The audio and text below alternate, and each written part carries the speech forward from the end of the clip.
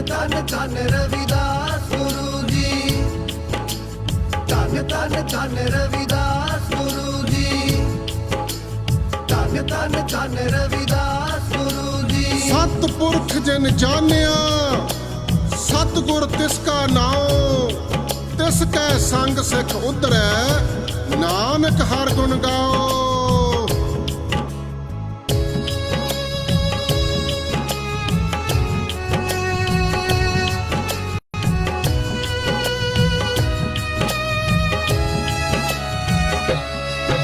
जद पांडे पैरी पै गया के डंडौत वंदना, चरनी हथ लाके करन बेनती बोले शर्मा के, करन बेनती बोले शर्मा के। तोड़ो होमे दियां जंजीरां नू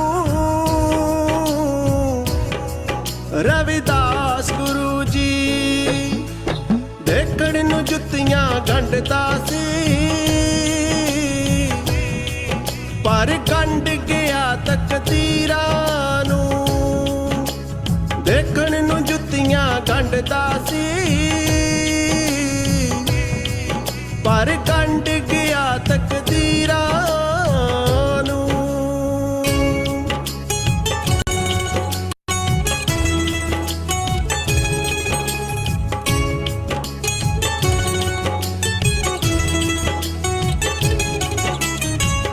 हर कोई रज के रोटी खावे, ऊंच नीच दा न पाड़ा पावे, सच्चे रब दे गुणियों गावे, सच्चे रब दे गुणियों गावे। दूर कर के दर्दी पीड़ा नू रविदास गुरु जी, देखण नू जुत्तियां गंढदा सी पर गंढ गया तकदीरां नू। देखण नू जुत्तियां गंढदा सी पर गंढ गया तकदीरां नू।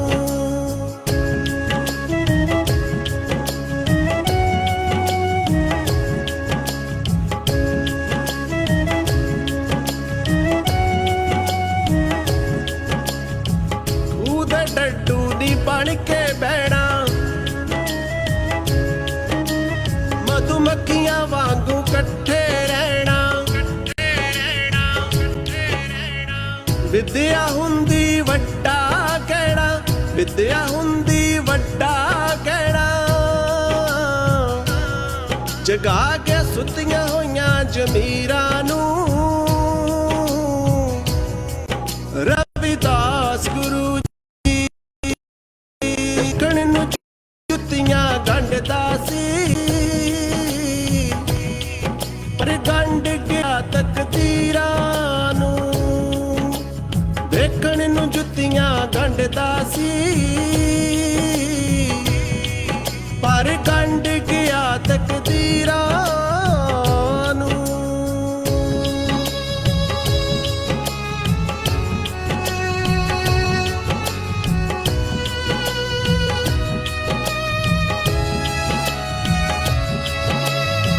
दसां नौहां दी किरत है करनी, गुलामी किसे दी नहीं। बेगमपुरे दी हामी भरनी, बेगमपुरे दी हामी भरनी।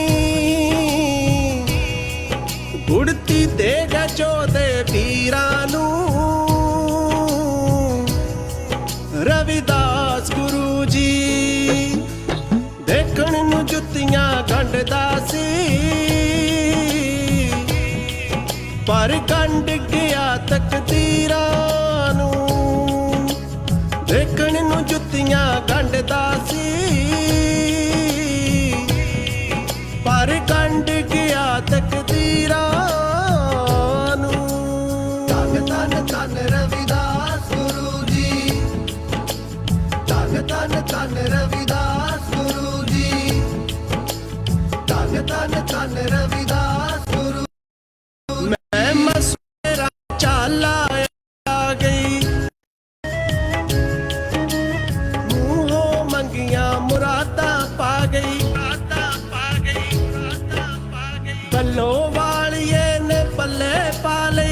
ਬੱਲੋ ਵਾਲੀਏ ਨੇ ਪੱਲੇ ਪਾ ਲਈ,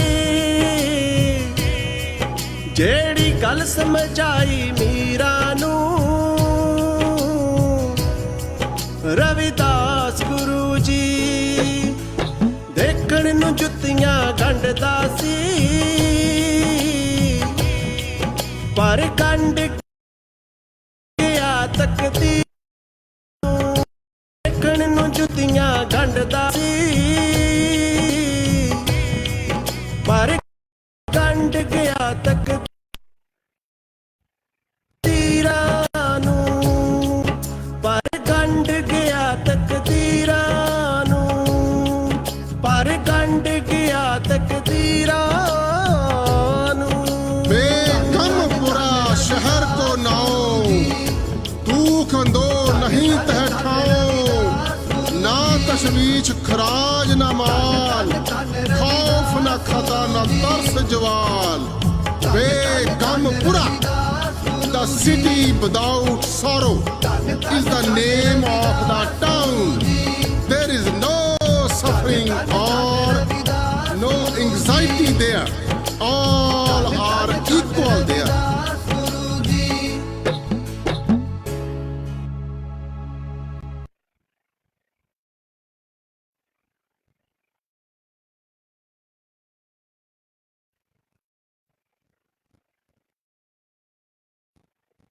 तो तुसी देख रहे हो ਸਾਂਝਾ ਸੁਨੇਹਾ।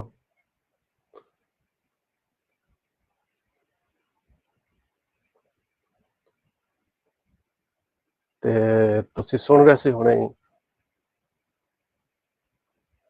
ਦੇਖਣ ਨੂੰ ਜੁੱਤੀਆਂ ਗੰਢਦਾ ਸੀ ਪਰ ਗੰਢ ਗਿਆ ਤਕਦੀਰਾਂ ਨੂੰ। ਇਸ ਗੀਤ ਨੂੰ ਲਿਖਿਆ ਸੀ ਸਾਡੇ ਵੀਰ ਇੰਦਰਜੀਤ ਸਿੰਘ ਬੱਲੋਵਾਲ ਜੀ ਨੇ, ਤੇ ਜਿਸ ਨੂੰ ਆਵਾਜ਼ ਤੁਹਾਡੇ ਵੀਰ ਗੁਰਬਚਨ ਨੇ ਦਿੱਤੀ ਸੀ। ਤੇ ਪਿੱਛੇ ਜੇ ਕਾਫੀ ਸਵਾਲ ਜਵਾਬ ਵੀ ਹੋਏ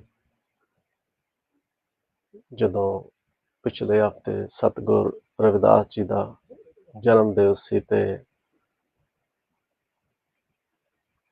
ਇੱਕ ਸਾਡੇ ਉੱਚੇ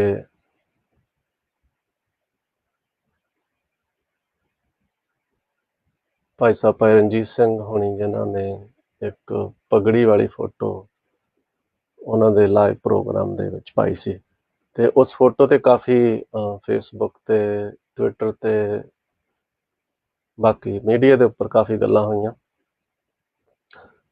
ਸੋ ਇਸ ਗੱਲਬਾਤ ਨੂੰ ਗੱਲਬਾਤ ਤੇ ਅਸੀਂ ਵੀ ਪ੍ਰੋਗਰਾਮ ਕੀਤਾ ਸੀ। ਅੱਜ ਸਾਡੇ ਨਾਲ ਅਸੀਂ ਫਿਰ ਇਸ ਪਗੜੀ ਤੇ ਗੱਲਬਾਤ ਕਰਨ ਵਾਸਤੇ ਰਿਕੁਐਸਟ ਕੀਤੀ ਸਾਡੇ ਬਹੁਤ ਹੀ ਸਤਿਕਾਰਯੋਗ, ਜੋ ਕਿ ਸਾਡੇ ਤੇ ਸਿਆਟਲ ਏਰੀਆ ਦੇ ਵਿੱਚ ਜਿੰਦੇ ਡਾਕਟਰ ਹਰਚੰਦ ਸਿੰਘ, ਜੋ ਕਿ ਦੰਦਾਂ ਦੇ ਡਾਕਟਰ ਤੇ ਉਹਨਾਂ ਦਾ ਆਪਣਾ ਕਲੀਨਿਕ ਵੀ ਆ। ਬਹੁਤ ਹੀ ਸੁਚੱਜੇ, ਸੱਚੇ ਤੇ ਸੁਚੱਜੇ ਇਨਸਾਨ, ਜਿਨ੍ਹਾਂ ਨੇ ਆਪਣੀ ਪੰਜਾਬੀਅਤ ਲਈ ਬਹੁਤ ਕੁਝ ਕੀਤਾ। ਤੇ ਅੱਜ ਆਪਾਂ ਉਹਨਾਂ ਦੇ ਕੋਲੋਂ ਕੁਝ ਸਵਾਲ ਪੁੱਛਾਂਗੇ ਜੋ ਕਿ ਸਤਿਗੁਰ ਰਵਿਦਾਸ ਜੀ ਦੀ ਪਗੜੀ ਨੂੰ ਲੈ ਕੇ ਕਾਫੀ ਉੱਭਰ ਰਿਹਾ ਸੀ ਪਿਛਲੇ ਹਫ਼ਤੇ ਤੋਂ, ਜਦੋਂ ਕਿ ਗੁਰੂ ਰਵਿਦਾਸ ਜੀ ਦਾ ਜਨਮ ਦਿਨ ਤੋਂ ਬਾਅਦ ਦੇ ਵਿੱਚ ਪੋਸਟਾਂ ਕਾਫੀ ਵੇਖਣ ਨੂੰ ਮਿਲੀਆਂ ਫੇਸਬੁੱਕ ਤੇ ਮੀਡੀਆ ਦੇ ਉੱਪਰ।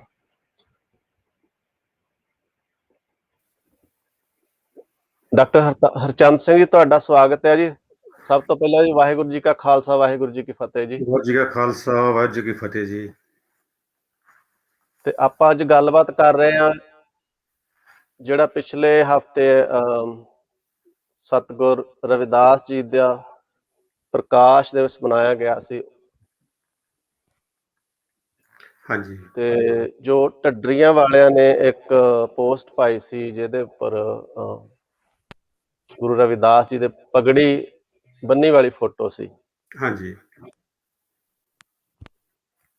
ਤੇ ਤੁਸੀਂ ਸਤਿਗੁਰ ਰਵਿਦਾਸ ਜੀ ਦਾ ਜੀਵਨ, ਸ਼ਖਸੀਅਤ, ਸੰਘਰਸ਼ ਜਿਹੜਾ ਉਹਦੇ ਤੇ ਕੋਈ ਸਾਨੂੰ ਜਾਣਕਾਰੀ ਦਿਓ। ਹਾਂਜੀ, ਵਾਹਿਗੁਰੂ ਜੀ ਕਾ ਖਾਲਸਾ, ਵਾਹਿਗੁਰੂ ਜੀ ਕੀ ਫਤਿਹ ਜੀ। ਜੀ ਲਾਸਟ 1-2 ਹਫ਼ਤਿਆਂ ਤੋਂ ਕਾਫੀ ਜਿਹੜੀ ਇਹ ਚਰਚਾ ਹੋ ਰਹੀ ਆ, ਭਗਤ ਰਵਿਦਾਸ ਜੀ, ਸਤਿਗੁਰੂ ਰਵਿਦਾਸ ਜੀ ਤੇ ਇਹਨਾਂ ਦੀ ਪਗੜੀ ਕਿਉਂ ਲਾਈ ਆ। ਔਰ ਸਭ ਤੋਂ ਪਹਿਲਾਂ ਤੇ ਮੈਂ ਇਹੀ ਕਹਾਂਗਾ ਕਿ ਇਹ ਜਿਹੜਾ ਫੋਟੋ ਬਣਾਉਣੀਆਂ ਵੀ ਆਪਣਾ ਸਿੱਖ ਸਿਧਾਂਤ ਹੀ ਨਹੀਂ ਹੈਗਾ।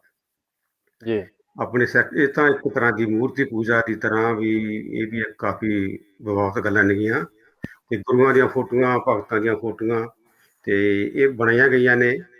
ਔਰ ਜਿਸ ਤੱਕ ਆਪਣਾ ਅੱਜ ਦਾ ਚਰਚਾ ਹੈਗੀ ਕਿ ਪਗੜੀ ਤੇ ਮੈਂ ਇਸ ਦੇ ਬਿਲਕੁਲ ਹੱਕ ਵਿੱਚ ਹਾਂ। ਜੀ ਭਗਤ ਰਵਿਦਾਸ ਜੀ ਦੇ ਸਿਰ ਤੇ ਪਗੜੀ ਹੋਣੀ ਇੱਕ ਸੁਭਾਵਿਕ ਹੀ ਹੈ।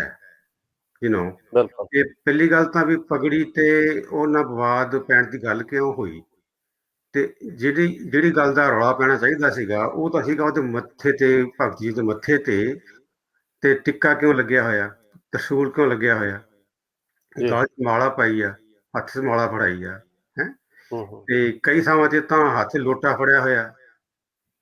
ਤੇ ਇੰਨੀ ਮਤਲਬ ਉਹਨਾਂ ਦੀ ਜਿਹੜੀ ਤਰਸਯੋਗ ਹਾਲਤ ਬਣਾ ਕੇ ਤੇ ਐਡੇ ਵੱਡੇ ਕ੍ਰਾਂਤੀਕਾਰੀ ਮਹਾਨ ਯੋਧੇ ਨੂੰ ਤੇ ਤੁਸੀਂ ਮਤਲਬ ਇਹਦੇ ਬਾਰੇ ਕੋਈ ਗੱਲ ਕਿਉਂ ਨਹੀਂ ਕਰਦੇ ਕੋਈ? ਬਿਲਕੁਲ। ਤੇ ਜਿਹੜੀ ਭਗਤੀ ਲਹਿਰ ਕੀ ਸੀ ਤੇ ਭਗਤੀ ਲਹਿਰ ਤੋਂ ਪਹਿਲਾਂ ਦਾ ਭਾਰਤ ਦਾ ਪਿਛੋਕੜ, ਤੁਸੀਂ ਉਹਦੇ ਤੇ ਥੋੜਾ ਜਿਹਾ ਰੋਸ਼ਨੀ ਪਾਓਗੇ?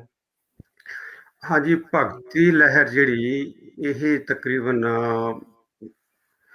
11ਵੀਂ ਸਦੀ ਤੋਂ ਸਟਾਰਟ ਹੋਈ ਆ, ਸ਼ੁਰੂ ਹੋਈ ਆ। ਔਰ ਮੈਂ ਥੋੜਾ ਜਿਹਾ ਤੁਹਾਨੂੰ ਇਹਦਾ ਪਿਛੋਕੜ ਮੈਂ ਜਾਵਾਂਗਾ। ਤੇ ਇਹ ਜਿਹੜਾ ਅਸ਼ੋਕ ਸਮਰਾਟ ਸੀਗਾ ਨਾ, ਇਹ ਤਕਰੀਬਨ 300 BC ਵਿੱਚ ਇਹਨੇ ਬੁੱਧਿਜ਼ਮ ਅਪਣਾ ਲਿਆ ਸੀਗਾ। ਇਹ ਮੂਲ ਨਿਵਾਸੀ ਰਾਜਾ ਸੀਗਾ। ਉਸ ਤੋਂ ਬਾਅਦ 10 ਰਾਜੇ ਹੋਏ ਨੇ ਅਸ਼ੋਕ ਤੋਂ ਬਾਅਦ, ਤੇ 10ਵਾਂ ਰਾਜਾ ਸੀਗਾ ਬੈਦਰਥ। ਬੈਦਰਥ ਕੋਈ ਤਕਰੀਬਨ 2200-2300 ਸਾਲ ਪਹਿਲਾਂ ਹੋਇਆ ਹੈਗਾ। ਇਹ 100 ਤੋਂ 200 BC ਤੱਕ ਹੋਇਆ ਹੈਗਾ। ਔਰ ਉਸ ਵਕਤ ਜਿਹੜੀ ਸੁਸਾਇਟੀ ਸੀਗੀ ਉਹ ਬਹੁਤ ਮਨਿਜ਼ਮ ਤੋਂ ਮਤਲਬ ਕਾਫੀ ਨਿਕਲ ਚੁੱਕੀ ਸੀ। ਲੋਕਾਂ 'ਚ ਬਰਾਬਰੀ ਆ ਗਈ ਸੀ, ਜਾਤ ਪਾਤ ਖਤਮ ਹੋ ਚੱਲੀ ਸੀ। ਤੇ ਉਹਨੇ ਬਹੁਤ ਵੱਡੀਆਂ ਮਤਲਬ ਜਿਹੜੀਆਂ ਰੁਕਾਵਟਾਂ ਸੀਗੀਆਂ, ਕੋਈ ਕਿਸੇ ਵੀ ਸਮਾਜ ਨੂੰ ਉੱਪਰ ਉੱਠਣ ਤੇ ਰੁਕਾਵਟਾਂ ਕੀ ਹੁੰਦੀਆਂ, ਉਹਨਾਂ ਨੇ ਟੁੱਟੀਆਂ। ਪਰ ਆਪਣੇ ਸਮਾਜ ਦੀ ਸਭ ਤੋਂ ਵੱਡੀ ਤਰੁੱਟੀ ਕੀ ਆ? ਜਾਤ ਪਾਤ। ਜੀ ਹਾਂਜੀ। ਔਰ ਉਹ ਜਿਹੜਾ ਉਸ ਵਕਤ ਰਾਜਿਆਂ ਤੇ ਜਿਹੜੇ 10 ਰਾਜਿਆਂ ਦੇ ਟਾਈਮ ਤੇ ਭਾਰਤ ਨੇ ਬਹੁਤ ਤਰੱਕੀ ਕੀਤੀ। ਔਰ ਉਸ ਵਕਤ ਕੀ ਹੋਇਆ ਕਿ ਜਿਹੜੇ ਮਨੁਇਜ਼ਮ, ਜਿਹੜੇ ਮਨੁਵਾਦੀ ਲੋਕ ਸੀਗੇ, ਉਹਨਾਂ ਦੀ ਜ਼ਿੰਦਗੀ ਬਹੁਤ ਦੁੱਭਰ ਹੋ ਚੱਲੀ। ਤੇ ਉਹ ਆਪਦਾ ષਡਯੰਤਰ ਰਚਦੇ ਰਹੇ। ਉਹ ਜਿੱਦਾਂ ਉਹਨਾਂ ਦੀ ਹੈਗਾ ਕਿ ਉਹਨਾਂ ਨੇ ਸੱਤਾ ਚਲਾਉਣਾ ਸ਼ੁਰੂ ਕਰਤਾ ਉਹਨਾਂ ਨੇ। ਤੇ ਉਸ ਵਕਤ ਹੀ ਉਹਨਾਂ ਨੇ ਇੱਕ ਇਹੋ ਜਿਹਾ ਸੰਵਿਧਾਨ ਤਿਆਰ ਕੀਤਾ ਕਿ ਸਭ ਤੋਂ ਪਹਿਲਾਂ ਸੱਤਾ ਕਿਵੇਂ ਲੈਣੀ ਆ। ਉਹਨਾਂ ਨੇ ਇੱਕ ਸੁੰਗ ਦਾ ਜ਼ਿਕਰ ਆਉਂਦਾ ਹੈਗਾ, ਸੈਨਾਪਤੀ ਸੁੰਗ। ਉਹ ਰਾਜਾ ਬੈਦਰਥ ਦਾ ਜਿਹੜਾ ਸੈਨਾਪਤੀ ਬਣਿਆ। ਔਰ ਉਹਦਾ ਜਿਹੜਾ ਸੀਗਾ ਕਿ ਵੀ ਉਹਨਾਂ ਨੇ ਰਾਜਾ ਬੈਦਰਥ ਨੂੰ ਖਤਮ ਕਰਨਾ ਸੀਗਾ। ਔਰ ਉਹਦੀ ਹੱਤਿਆ ਕੀਤੀ। ਹੱਤਿਆ ਕਰਕੇ ਤੇ ਪਰ ਉਹਨਾਂ ਦੀ ਜਿਹੜੀ ਮਨੁ ਸਿਮਰਤੀ ਉਹ ਉਸ ਵਕਤ ਲਿਖ ਚੁੱਕੇ ਸੀਗੇ। ਔਰ ਉਦੋਂ ਉਹਨਾਂ ਨੇ ਮਨੁ ਸਿਮਰਤੀ ਤੇ ਇਹ ਜਿਹੜੇ ਚਾਰ ਇਹਨਾਂ ਦੇ ਹੈਗੇ ਨੇ, ਤੇ ਸਾਮ, ਦਾਮ, ਦੰਡ, ਭੇਦ। ਔਰ ਇਹ 2 ਨੀਤੀਆਂ ਬੜੀਆਂ ਖਤਰਨਾਕ ਸ਼ੁਰੂ ਹੋਈਆਂ। ਜੀ ਓਕੇ। ਔਰ ਉਹੀ ਟਾਈਮ ਤੇ ਉਦੋਂ ਬਾਅਦ ਹੀ ਜਿਹੜੀ ਇਹ ਮਨੁ ਸਿਮਰਤੀ ਦੇ ਜਿਹੜੇ ਕਾਨੂੰਨ ਸੀਗੇ ਉਹ ਲਾਗੂ ਕੀਤੇ ਗਏ, ਵੀ ਲੋਕਾਂ ਨੂੰ ਵੰਡਣਾ ਸ਼ੁਰੂ ਕੀਤਾ ਜਾਤਾਂ ਪਾਤਾਂ 'ਚ। ਤੇ ਉਹਨਾਂ ਤੋਂ ਐਜੂਕੇਸ਼ਨ ਦਾ ਹੱਕ ਲੈ ਲਿਆ। ਔਰ ਉਹਨਾਂ ਨੂੰ ਵੀ ਉਹਨਾਂ ਨੂੰ ਸਮਝਾਓ ਤੇ ਉਹਨਾਂ ਨੂੰ ਗੱਲਬਾਤ ਕਰੋ, ਤੇ ਜਿਹੜਾ ਕੋਈ ਨਹੀਂ ਮੰਨਦਾ ਤਾਂ ਉਹਨਾਂ ਨੂੰ ਦੰਡ ਦਿਓ, ਠੀਕ ਹੈ। ਤੇ ਜਾਂ ਫਿਰ ਐਡੀ ਵੱਡੀ ਜ਼ਿਆਦਾ ਸਜ਼ਾ ਦਿਓ, ਤੇ ਜਾਂ ਉਹਨਾਂ 'ਚ ਇਹੋ ਜਿਹਾ ਭੇਦ ਕ੍ਰੀਏਟ ਕਰ ਦਿਓ ਕਿ ਉਹ ਇਕੱਠੇ ਨਾ ਹੋਣ। ਤੇ ਇਹ ਜਿਹੜੀਆਂ ਨੀਤੀਆਂ ਬਹੁਤ ਮਾਰੂ ਪਾਲਿਸੀਆਂ ਸੀਗੀਆਂ। ਇਹ ਜਿਹੜਾ ਸਿਲਸਿਲਾ ਨਾ ਫਿਰ 1000 ਸਾਲ ਤੱਕ ਚੱਲਿਆ। 1000 ਸਾਲ 'ਚ ਇੰਨੀ ਕੁ ਲੋਕਾਂ ਦੀ ਜਿਹੜੀ ਉੱਥੇ ਮੂਲ ਨਿਵਾਸੀ ਲੋਕ ਸੀਗੇ, ਔਰ ਉਹਨਾਂ ਦੀ ਹਾਲਤ ਬਹੁਤ ਤਰਸਯੋਗ, ਬਹੁਤ ਖਰਾਬ ਉਹਨਾਂ ਦੀ ਹਾਲਤ ਹੋ ਗਈ। ਔਰ ਇਹ ਲਿਟਰੇਚਰ ਵੀ ਇੱਕ ਬੜਾ ਮਿਲਦਾ ਨਹੀਂ ਗਾ ਇਹ ਟਾਈਮ ਦਾ। ਤੇ ਜੀ ਔਰ ਫਿਰ ਕੀ ਹੋਇਆ ਕਿ 7ਵੀਂ 8ਵੀਂ ਸਦੀ ਤੋਂ ਕੁਝ ਮੁਗਲਾਂ ਨੇ ਹਮਲੇ ਕਰਨੇ ਸ਼ੁਰੂ ਕੀਤੇ ਇੰਡੀਆ ਤੇ। ਜੀ ਇਹਨਾਂ ਨੇ ਕੀ ਸਿਰਫ 5% ਜਿਹੜੇ ਖੱਤਰੀ ਸੀਗੇ ਉਹਨਾਂ ਨੂੰ ਕਿਹਾ ਸੀਗਾ ਵੀ ਤੁਸੀਂ ਵੀ ਇਹਨਾਂ ਦਾ ਡਿਫੈਂਸ ਸਿਸਟਮ ਕਰਨਾ ਹੈਗਾ 5%, ਉਹ ਭਾਵੇਂ ਚਾਹੁਣ ਚਾਹੇ ਨਾ ਚਾਹੁਣ, ਔਰ ਉਹਨੇ ਥੋਪਿਆ ਗਿਆ। ਉਹ 5% ਵਿੱਚ ਕੁਝ ਲੇਡੀਜ਼ ਹੋਣਗੀਆਂ, ਕੁਝ ਬੱਚੇ ਹੋਣਗੇ, ਬਜ਼ੁਰਗ ਹੋਣਗੇ, ਤੇ 2-3% ਬੰਦੇ ਮਤਲਬ ਕੀ ਕਰ ਸਕਦੇ ਸੀਗੇ। ਔਰ ਇਹੋ ਜਿਹੀਆਂ ਗੱਲਾਂ ਆਈਆਂ ਕਿ 200 ਘੋੜਸਵਾਰਾਂ ਨੇ ਆ ਕੇ ਇਜ਼ੀਲੀ ਇੰਡੀਆ ਤੇ ਕਬਜ਼ੇ ਕੀਤੇ। ਜੀ ਔਰ ਫਿਰ ਇਹ ਸਿਲਸਿਲਾ ਚੱਲਦਾ ਰਿਹਾ ਕਈ ਸਦੀਆਂ, 300-400 ਸਾਲ ਚੱਲਦਾ ਰਿਹਾ ਸਦੀਆਂ। ਔਰ ਇਹੀ ਸਦੀਆਂ ਦੇ ਵਿੱਚ ਜਿਹੜੇ ਮੁਸਲਮਾਨ ਮੁਗਲ ਆਏ, ਔਰ ਉਹਨਾਂ 'ਚ ਤਾਂ ਜਾਤ ਪਾਤ ਨਹੀਂ ਸੀਗੀ ਕੋਈ ਮੁਗਲਾਂ 'ਚ। ਬਿਲਕੁਲ ਉਹਨਾਂ ਦੀ ਬਦੌਲਤ ਹੀ ਇੱਥੇ ਉਹਨਾਂ ਨੇ ਇਹਨਾਂ ਲੋਕਾਂ ਨੂੰ ਪੜ੍ਹਾਉਣਾ ਸ਼ੁਰੂ ਕੀਤਾ। ਅਰਬੀ ਸੰਸਕ੍ਰਿਤ ਸੀਗੀ ਪਹਿਲਾਂ ਇੱਥੇ, ਫਾਰਸੀ ਪੜ੍ਹਾਈ, ਔਰ ਉਹਨਾਂ ਦਾ ਸਦਕਾ ਹੀ ਇਹ ਜਿਹੜੀ ਭਗਤੀ ਲਹਿਰ ਹੋਂਦ ਵਿੱਚ ਆਈ। ਬਿਲਕੁਲ ਉਹਨਾਂ ਵਿੱਚ ਪਹਿਲਾਂ ਆਪਣੇ ਬਾਬਾ ਫਰੀਦ ਜੀ ਨੇ ਤੇ ਭਗਤ ਨਾਮਦੇਵ ਜੀ ਨੇ, ਇਹ ਕੋਈ 11ਵੀਂ-12ਵੀਂ ਸਦੀ 'ਚ ਆਏ ਨੇ। ਤੇ ਉਸ ਤੋਂ ਬਾਅਦ ਫਿਰ ਜ਼ਿਕਰ ਆਉਂਦਾ ਭਗਤ ਰਵਿਦਾਸ ਜੀ ਦਾ, ਭਗਤ ਕਬੀਰ ਜੀ ਦਾ, ਤਰੁਚਨ ਜੀ ਦਾ, ਸਦਨਾ ਜੀ ਦਾ, ਪੀਪਾ ਜੀ, ਸੈਨ ਜੀ। ਔਰ ਇਹਨਾਂ ਨੇ ਜਿਹੜੀ ਇੱਕ ਤਰ੍ਹਾਂ ਦਾ ਜਿਹੜਾ ਸਿਧਾਂਤਕ ਤੌਰ ਤੇ ਨਾ ਲਾਅ ਆਫ ਨੇਚਰ ਇਹਨਾਂ ਨੇ ਕ੍ਰੀਏਟ ਕੀਤਾ। ਹਾਂਜੀ, ਉਹੀ ਲਾਅ ਆਫ ਨੇਚਰ ਜਿਹਦੇ ਬੇਸ ਤੇ 5 ਤੱਤ ਬੇਸ ਤੇ ਹੈਗੀ, ਜੋ ਬ੍ਰਹਮਣ ਦੇ ਸੋਈ ਪਿੰਡੇ ਜੋ ਖੋਜੇ ਸੋ ਪਾਏ। ਵੀ ਇਹਨਾਂ ਦਾ ਸਿਧਾਂਤ ਸੀ ਕਿ ਜੋ ਬ੍ਰਹਮੰਡ ਆ ਉਹੀ ਆਪਣਾ ਪਿੰਡ ਆ, ਉਹੀ ਆਪਣਾ ਸਰੀਰ ਆ। 5 ਤੱਤ ਦੇ ਆਪਾਂ ਹੈਗੇ ਆ, 5 ਤੱਤ ਹੀ ਇਹ ਆਪਾਂ ਦੇਖ ਰਹੇ ਆ, ਆਪਾਂ ਇੱਥੋਂ ਆਏ ਆ, ਇੱਥੋਂ ਹੀ ਜਾਣਾ। ਤੇ ਇਹ ਜਿਹੜੀ ਇਹਨਾਂ ਦੀ ਥਿਊਰੀ ਸੀਗੀ ਮੂਰਤੀ ਪੂਜਾ, ਇੱਕ ਡਿਵਾਈਨ ਥਿਊਰੀ, ਵੀ ਇੱਕ ਰੱਬਵਾਦ ਜਿਹੜਾ ਵਾੜਿਆ ਸੀਗਾ ਵਿੱਚ, ਵੀ ਤੁਸੀਂ ਮਰ ਕੇ ਸਵਰਗ ਨੂੰ ਜਾਣਾ, ਪਹਿਲੇ ਜਨਮ ਆ ਫਲਾਣੇ ਜਨਮ। ਤੇ ਜਿਨ੍ਹਾਂ ਦਾ ਕੋਈ ਬੇਸ ਨਹੀਂਗਾ, ਇਹਨਾਂ ਗੱਲਾਂ ਨੂੰ ਅਸੀਂ ਸਿੱਖੀਜ਼ਮ ਨਹੀਂ ਮੰਨਦੇ ਇਹਨਾਂ ਗੱਲਾਂ ਨੂੰ, ਠੀਕ ਆ, ਸਾਡੇ ਪਰ ਪਾਇਆ ਗਿਆ। ਔਰ ਇਹ ਇੱਕ ਸਿੱਖ ਸਿਧਾਂਤ ਦੇ ਮੋਢੀ ਜਿਹੜੇ ਇਹ ਭਗਤ ਸੀਗੇ, ਔਰ ਇਹ ਉਹ ਸਿਧਾਂਤ ਸ਼ੁਰੂ ਹੋ ਚੁੱਕਿਆ ਸੀਗਾ।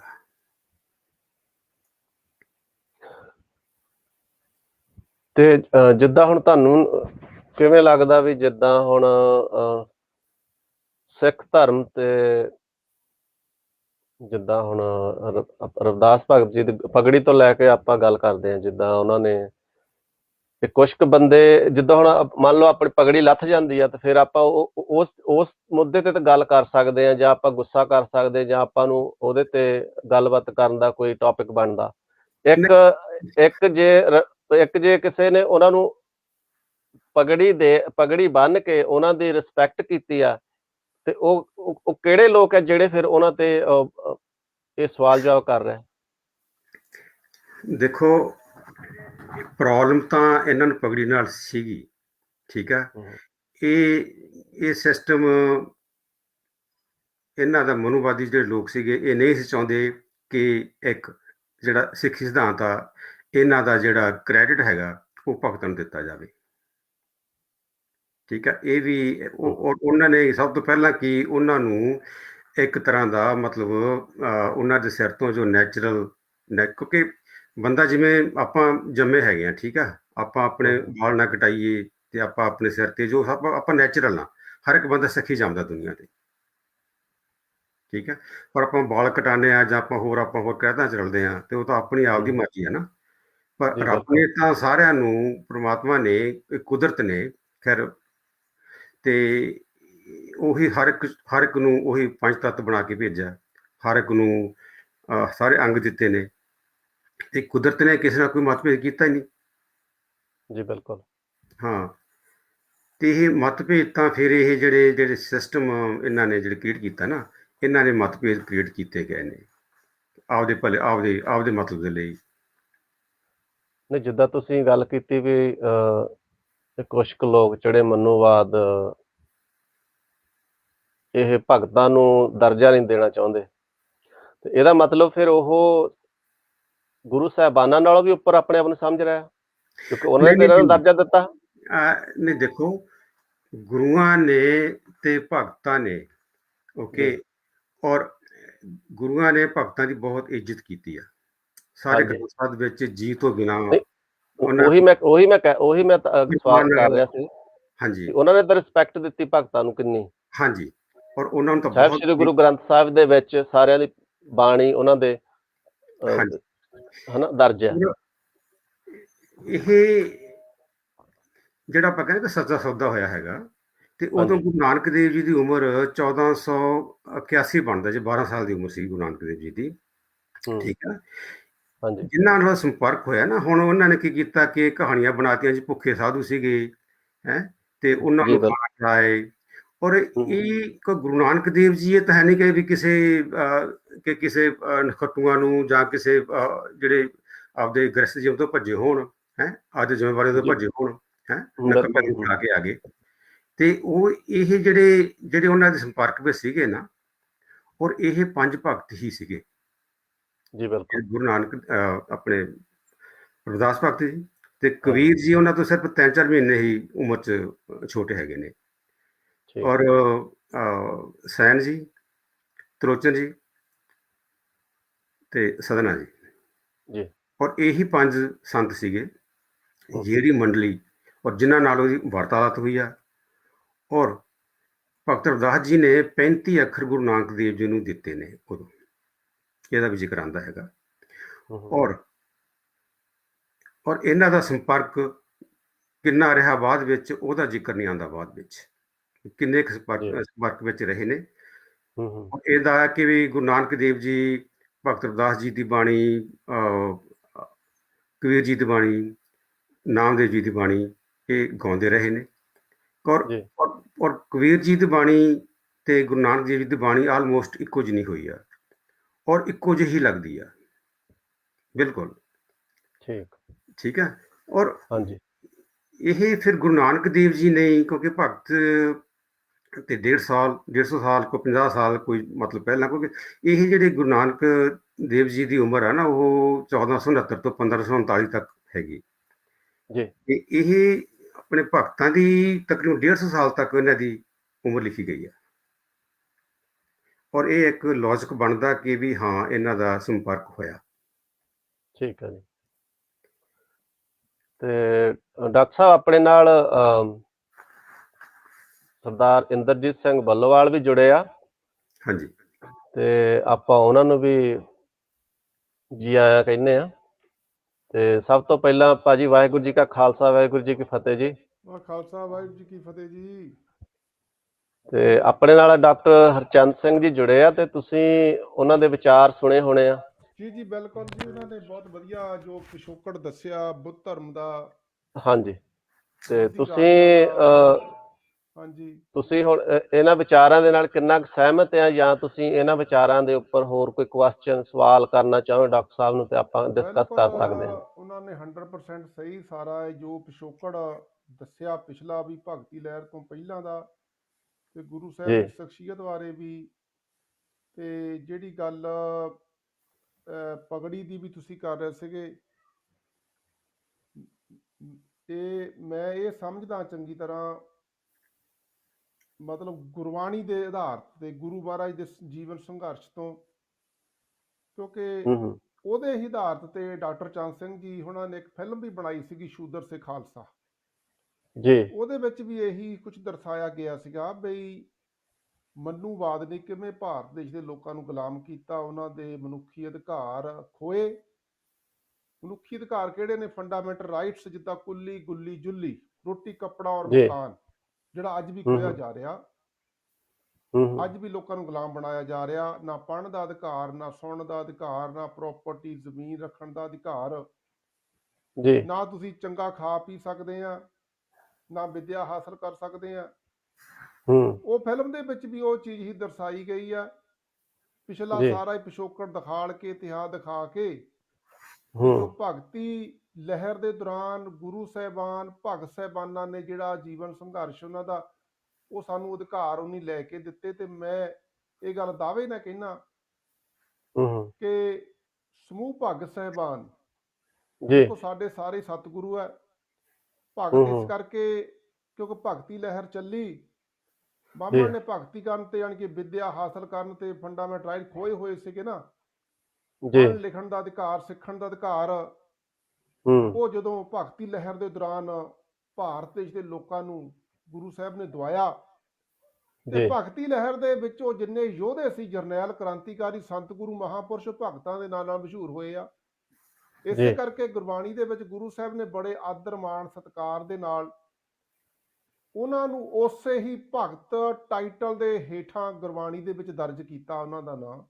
ਬਹੁਤ ਵੱਡੀ ਗੱਲ ਹੈ, ਕੋਈ ਛੋਟੀ ਮੋਟੀ ਗੱਲ ਨਹੀਂ ਹੈਗੀ ਜੀ, ਕਿਉਂਕਿ ਗੁਰੂ ਸਾਹਿਬ ਨੂੰ ਵੀ ਅਧਿਕਾਰ ਨਹੀਂ ਸੀ ਕਿ ਜਿਹੜੇ ਟਾਈਟਲ ਦੇ ਨਾਲ ਉਹਨਾਂ ਨੇ ਸੰਘਰਸ਼ ਲੜਿਆ, ਜਿਸ ਟਾਈਟਲ ਦੇ ਥੱਲੇ ਉਹਨਾਂ ਨੇ ਭਗਤੀ ਕੀਤੀ ਔਰ ਬ੍ਰਾਹਮਣ ਦੀਆਂ ਜੜ੍ਹਾਂ ਨੂੰ ਹਿਲਾਇਆ, ਉਸ ਭਗਤ ਸ਼ਬਦ ਨੂੰ ਨਹੀਂ ਸੀ ਗੁਰੂ ਸਾਹਿਬ ਬਦਲ ਸਕਦੇ, ਕਿਉਂਕਿ ਭਗਤ ਸਾਹਿਬਾਨਾਂ ਨੇ ਖੁਦ ਆਪਣੀ ਬਾਣੀ ਦੇ ਵਿੱਚ ਇਹ ਸ਼ਬਦ ਵਰਤਿਆ।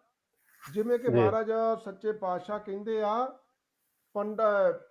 ਪੰਡਤ ਸੂਰ ਛਤਰਪਤ ਰਾਜਾ ਭਗਤ ਬਰਾਬਰ ਔਰ ਨ ਕੋਈ, ਬਾਹਮਣ ਗੁਰੂ ਹੈ ਜਗਤ ਕਾ ਭਗਤਨ ਕਾ ਗੁਰੂ ਨਾਹੀ।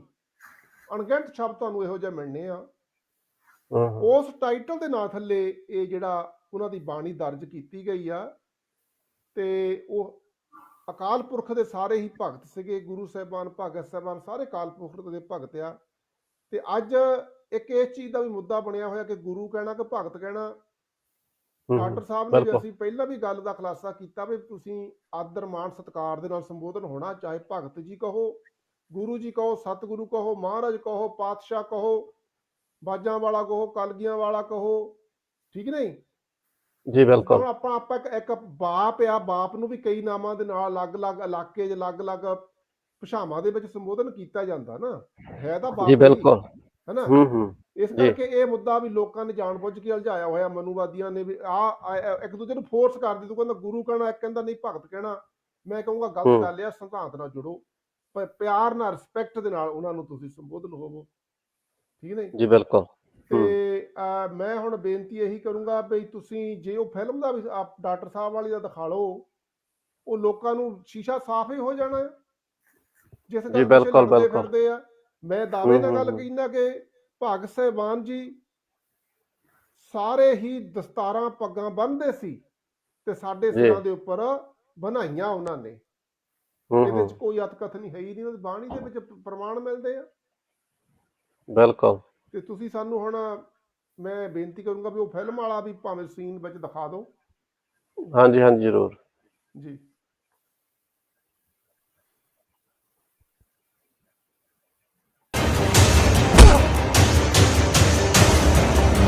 हमारी खुशियाँ सिंधु घाटी की मृत्यु थूकने के लिए ये गले में हांडी डाल दी, और तेरी इस धरती पर अपने पांव के निशान मिटाने के लिए ये पीछे झाड़ू बांध दिया।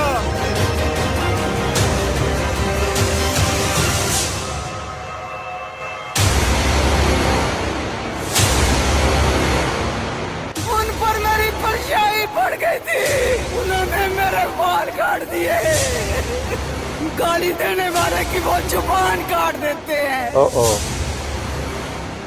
सबसे नीच है ये मूल निवासी शूद्र। इसको ऐसे हम पानी नहीं ले सकते। अरे आर्यन, पिशाच बनकर तुम हमारा खून चूसते हो। ये वर्ण व्यवस्था का जो कानून इन आर्यन ने लागू किया है, हमारा शोषण करने का षड्यंत्र है। ये सत्य है। हम जब तक अपने लोगों को इन आर्यों से आजाद नहीं करवा लेते, हमारी जंग इन दुष्टों के खिलाफ चलती रहेगी। शूद्र वर्ण में जन्मे रैदास चमार, कबीर जुलाहा, नामदेव शिंपा, धन्ना जाट, सूफी संत फरीद, सदना कसाई, सैन नाई, नानक, अंगद, अमरदास आदि सिख संतों गुरुओं की शिक्षाओं से अर्जुन देव एक महाग्रंथ तैयार कर रहा है। महाराज, इस ग्रंथ में हमारे सारे झूठ व पाखंड का पर्दा फाश किया जाएगा।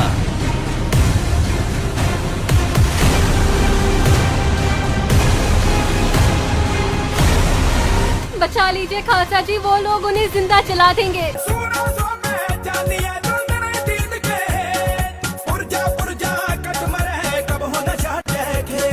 धर्म आज्ञा के अनुसार सभी पत्नियों को सती होना पड़ता है।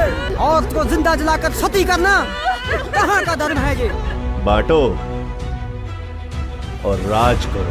घुस जाओ सिख धर्म के अंदर और उसके गुणों को हमेशा हमेशा के लिए नष्ट कर दो। मनुवादी यही नहीं रुके, बौद्ध धर्म की भांति वो लोग सिख धर्म में भी घुसपैठ कर गए।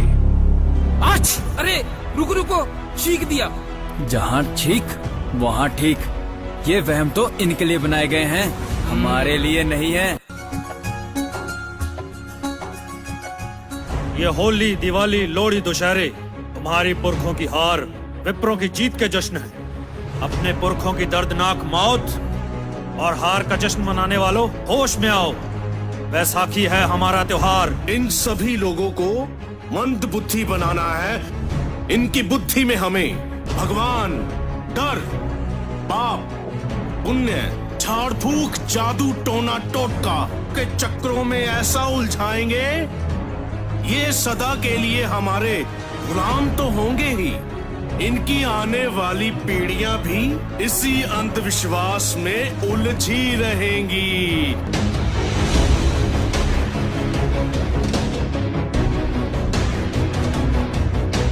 सिंधु घाटी के महान वारिसों, शस्त्र धारण करके जंग के मैदान में कूद पड़ो।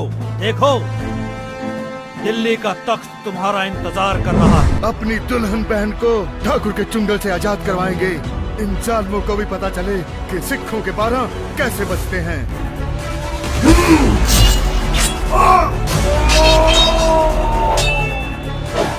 ये कृपान गुरु गोविंद सिंह जी ने हमें दी है। कर दो नाश इस जालिम का। जुल्म को खत्म करने के लिए मैं और मेरे पति, हम भी सिख बनेंगे। ये पगड़ी और तलवार क्या वापस मिल गई? क्या ये पगड़ी मैं पहन सकता हूँ? कृपान रख सकता हूँ? हाँ बाबा, क्यों नहीं।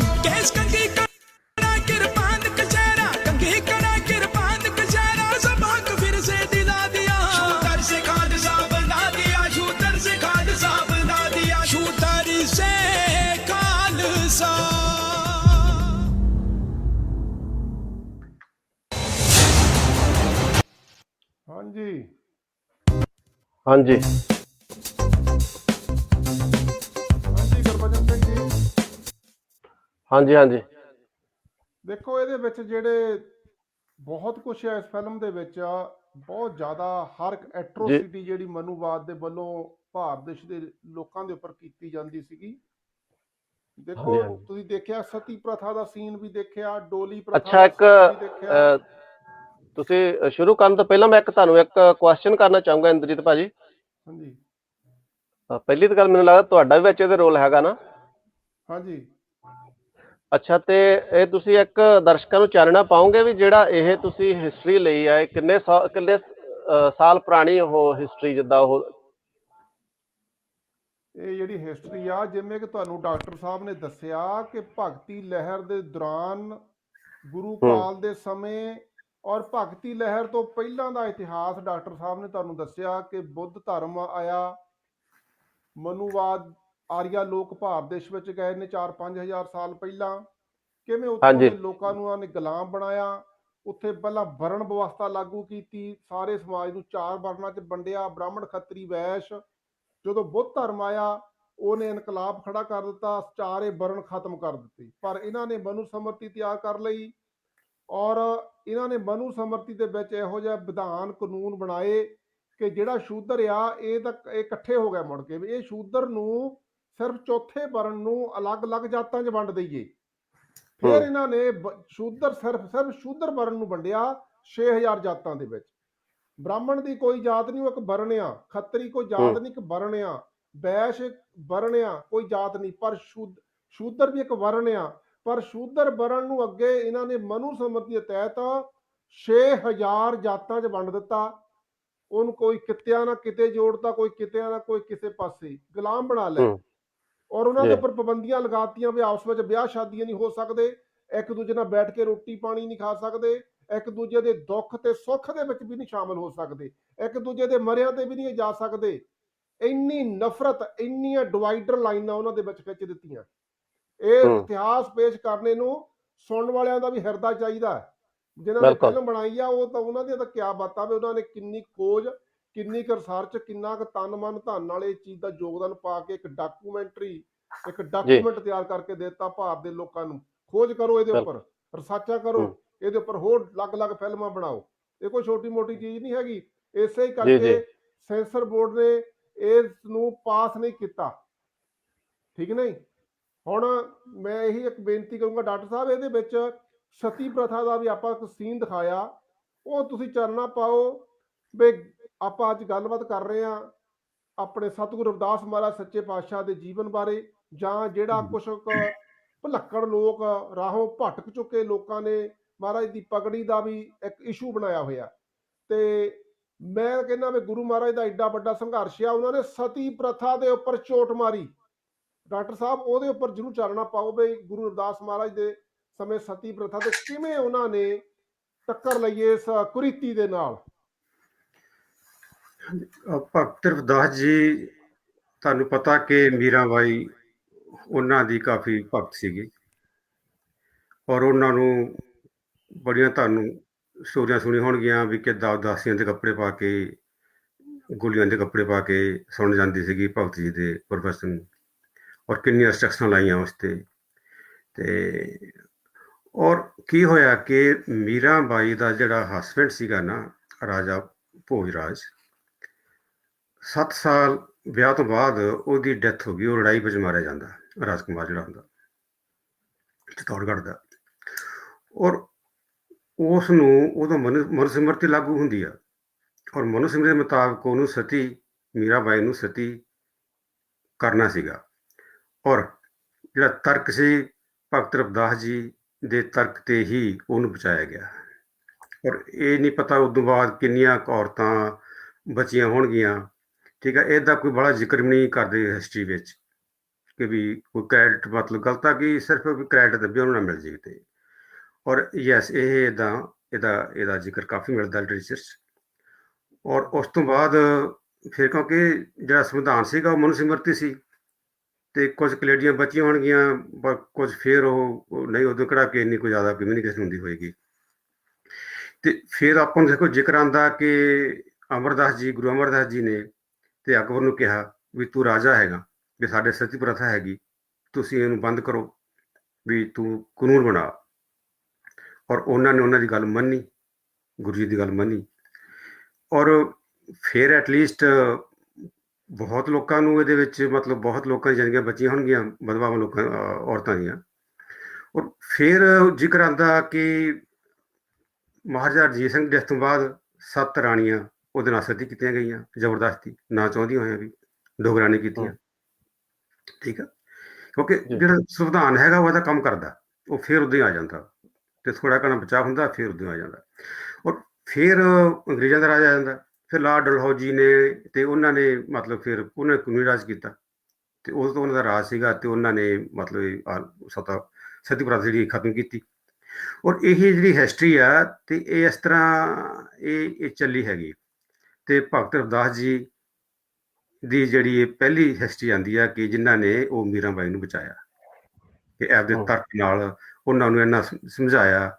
ਕਿਉਂਕਿ ਆਪਾਂ ਤੇ ਉਹਨਾਂ ਦੀ ਬਾਣੀ, ਕਿਉਂਕਿ ਗੁਰੂਆਂ ਨੇ ਕਿਹੜਾ ਕੋਈ ਜਾਂ ਭਗਤਾਂ ਨੇ ਕੋਈ ਆਪਦੀ ਜੀਵਨੀ ਲਿਖੀ ਹੈਗੀ ਆ, ਜਿਵੇਂ ਲੋਕ ਆਪਦੀ ਬਾਇਓਗ੍ਰਾਫੀ ਲਿਖ ਦਿੰਦੇ ਨੇ। ਔਰ ਉਹਨਾਂ ਦੀ ਤਾਂ ਜਿਹੜੀ ਆਪਾਂ ਜੀਵਨੀ ਲੱਭਣੀ ਆ, ਉਹਨਾਂ ਦੀ ਬਾਣੀ 'ਚ ਲੱਭਣੀ ਆ ਨਾ, ਉਹ ਕੀ ਕਹਿੰਦੇ ਨੇ। ਬਿਲਕੁਲ ਠੀਕ ਆ। ਤੇ ਹੁਣ ਭਗਤ ਰਵਿਦਾਸ ਜੀ ਕਹਿੰਦੇ ਨੇ ਵੀ ਐਸਾ ਚਾਹੂੰ ਰਾਜ ਮੈਂ ਮਿਲੇ ਸਭਨ ਕੋ ਅੰਨ, ਛੋਟ ਬੜੋ ਸਭ ਸੰਭ ਰਹੇ, ਰਵਿਦਾਸ ਰਹੇ ਪ੍ਰਸੰਨ। ਠੀਕ ਹੈ। ਤੇ ਉਹ ਤਾਂ ਕਿਹੋ ਜਿਹੇ ਰਾਜ ਦੀ ਸਿਰਜਣਾ ਕਰਦੇ ਸੀਗੇ ਵੀ ਜਿਹਦੇ ਵਿੱਚ ਕੋਈ ਜਾਤ ਪਾਤ ਨਾ ਹੋਵੇ, ਔਰ ਉਹ ਤਾਂ ਜਾਤ ਪਾਤ ਦੇ ਵਿਰੋਧੀ ਸੀਗੇ। ਔਰ ਇੱਕ ਤੁਹਾਨੂੰ ਹੋਰ ਗੱਲ ਦੱਸਣਾ ਚਾਹੁੰਦਾ, ਰਵਿਦਾਸ ਭਗਤ ਜੀ ਤੋਂ ਪਹਿਲਾਂ ਇੱਕ ਚਮਾਰ ਜਾਤ ਜਿਹੜੀ ਸੀਗੀ ਉਹ ਐਗਜ਼ਿਸਟ ਨਹੀਂ ਸੀ ਕਰਦੀ। ਇੱਕ ਰਾਈਟਰ ਹੋਇਆ ਮੁਹੰਮਦ ਗਜ਼ਨਵੀ ਦੇ ਟਾਈਮ ਦੀ ਇੱਕ ਕਿਤਾਬ ਹੈਗੀ ਅਲ ਬਰੂਨੀ, ਉਹਦੀ ਕਿਤਾਬ ਹੈਗਾ ਦੀ ਅਲਬਰਨੀ ਦਾ ਭਾਰਤ। ਉਹਦੇ ਵਿੱਚ ਉਸ ਟਾਈਮ ਦਾ ਉਹਨੇ ਜ਼ਿਕਰ ਕੀਤਾ ਕੀ ਸੀਗਾ ਇਸ ਵਕਤ, ਔਰ ਉਹਦੇ ਵਿੱਚ ਕੋਈ ਚਮਾਰ ਨਾਂ ਦੀ ਜਾਤ ਹੀ ਨਹੀਂ ਹੈਗੀ। ਠੀਕ ਹੈ। ਤੇ ਪਰ ਇਹ ਜਿਹੜੀ ਕਿਉਂਕਿ ਇਹ ਜੋ ਕੰਮ ਕਰਦੇ ਸੀਗੇ ਉਸ ਟਾਈਮ ਤੇ ਚੰਮ ਦਾ ਕੰਮ ਕਰਦੇ ਸੀਗੇ, ਪਰ ਇਹਨਾਂ ਨੇ ਤਾਂ ਉਹ ਚਮਾਰ ਮਤਲਬ ਕਿਹਾ ਕਿ ਵੀ ਇਹ ਚੰਮ ਦਾ ਮਾਸ ਦਾ ਰੱਖਦਾ ਪੁਤਲਾ ਉਹ ਇੱਕ ਆਦਮੀ ਆ, ਉਹਦਾ ਜ਼ਿਕਰ ਕੀਤਾ। ਇਹ ਤਾਂ ਫਿਰ ਸਾਰੀ ਦੁਨੀਆ 'ਚ ਮਾਰ ਹੈਗੀ, ਹਰ ਇੱਕ ਬੰਦੇ ਕੋਲੇ, ਹਰ ਇੱਕ ਬੰਦੇ ਦਾ ਚੰਮ ਮਾਸ ਰੱਖ ਦਾ ਬਣਿਆ ਹੋਇਆ। ਜੀ ਬਿਲਕੁਲ ਠੀਕ ਹੈ ਨਾ। ਔਰ ਇਹ ਮਤਲਬ ਉਹ ਗੱਲਾਂ 'ਚ ਕਿੰਨੇ ਪਰਦੇ ਪਾ ਕੇ ਤੇ ਕਿਵੇਂ ਦਾ ਕਿਵੇਂ ਜਿਹੜੀਆਂ ਗੱਲਾਂ ਉਹਨਾਂ ਨੂੰ ਵੀ ਹਰ ਗੱਲ ਨੂੰ ਵੀ ਮਨੂਵਾਦੀ ਨਾਲ ਜੋੜਨਾ ਉਹਨਾਂ ਨੇ, ਉਹਨਾਂ ਨੂੰ ਮਤਲਬ ਵੀ ਕਿਸੇ ਤਰ੍ਹਾਂ ਦਾ ਉਹਨਾਂ ਦੀ ਬਾਣੀ ਨੂੰ ਵੀ ਕਿਹਾ ਜਾਂਦਾ ਕਿ ਵੀ ਉਹਦੇ ਬਹੁਤ ਸ਼ਬਦ ਹੋਰ ਹੈਗੇ ਨੇ ਕਿ ਖੈਰ ਆਪਾਂ ਉਹਨਾਂ ਗੱਲਾਂ 'ਚ ਨਾ ਜਾਈਏ। ਤੇ ਮੈਂ 40 ਤੇ ਬਿਲੀਵ ਕਰਦਾ ਜੋ ਹੈਗੇ ਨੇ। ਠੀਕ ਹੈ। ਤੇ ਬਾਕੀ ਦੇ ਮੈਂ ਨਹੀਂ ਸਮਝਦਾ ਕਿ ਉਹ ਉਹਨਾਂ ਦੀ ਬਾਣੀ ਹੋਏਗੀ ਜਾਂ ਕੁਛ ਵੀ, ਚਲੋ ਖਰਿਆ ਨਹੀਂ ਵੇ। ਤੇ ਇਸ ਤਰ੍ਹਾਂ ਦੇਖੋ ਉਹਨਾਂ ਤੇ ਜਿਵੇਂ ਬਈ ਇਹ ਰਾਮਾਨੰਦ ਦੇ ਭਗਤ ਸੀਗੇ, ਉਹ ਵੀ ਠੋਸਿਆ ਗਿਆ ਉਹਨਾਂ ਤੇ। ਰਾਮਾਨੰਦ ਬ੍ਰਾਹਮਣ ਸੀਗਾ, ਉਹ ਸਾਰੇ ਕਰਮਕਾਂਡੀ ਸੀਗਾ, ਮੂਰਤੀ ਪੂਜਕ ਸੀਗਾ। ਠੀਕ ਆ। ਔਰ ਉਹਨਾਂ ਦੇ ਭਗਤ ਕਿਵੇਂ ਹੋ ਸਕਦੇ ਨੇ? ਰਾਮਾਨੰਦ ਜੀ ਦੇ ਚੇਲੇ, ਮਤਲਬ ਗੁਰੂ ਜੀ ਨੂੰ ਕਿਹਾ ਗਿਆ ਵੀ ਰਾਮਾਨੰਦ ਉਹਨਾਂ ਦੇ ਗੁਰੂ ਸੀਗੇ, ਭਗਤ ਜੀ ਦੇ। ਤੇ ਇਹ ਵੀ ਬਿਲਕੁਲ ਗਲਤ ਗੱਲ ਜੋੜੀ ਗਈ ਹੈ ਵਿੱਚ।